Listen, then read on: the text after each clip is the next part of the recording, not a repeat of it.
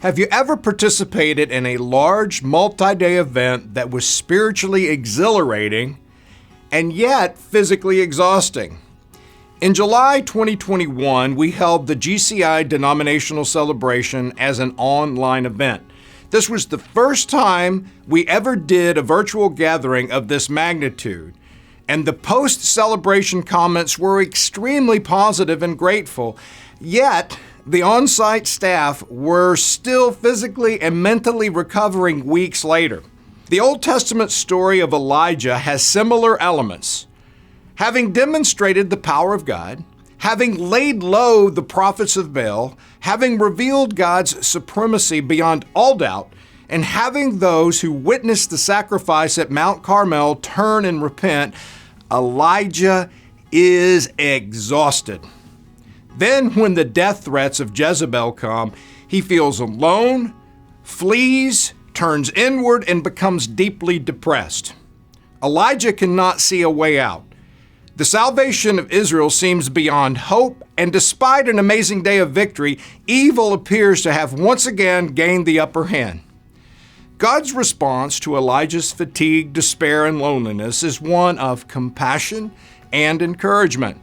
God provides Elijah with food and drink to gird him for the journey of revelation ahead of him, which lasted for 40 days. At the end of this journey, Elijah finds himself in a cave where God meets him and asks, "What are you doing here, Elijah?" Let's listen to his response. "I have been very jealous for the Lord, the God of hosts. For the people of Israel have forsaken your covenant, thrown down your altars, and killed your prophets with the sword. And I, even I only, am left, and they seek my life to take it away." I only am left. This is the falsehood Elijah tells himself. Have you ever told yourself this? Have you ever convinced yourself that no one understands you, no one can help you? In our darker moments, many of us have been there. Yet in his compassion, God reveals to Elijah the truth. He is not alone.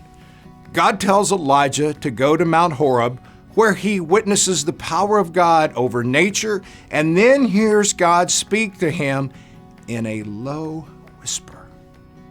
He helps Elijah wrestle with his thoughts and fears, and then he reveals to Elijah that there are 7,000 who have remained pure throughout this time of apostasy in Israel. God then goes further and sends Elijah on his way, knowing that he will encounter a companion, Elisha, whose faith and faithfulness match his own. God delivered Elijah out of loneliness and despair through the powerful reminder that he was with Elijah. The next time you have a crisis of faith, a moment of weakness, a feeling of despair and loneliness, remember you are in the company of the great cloud of witnesses where the greatest prophets after Jesus once trod. Just as God never forsook them, he will never forsake you.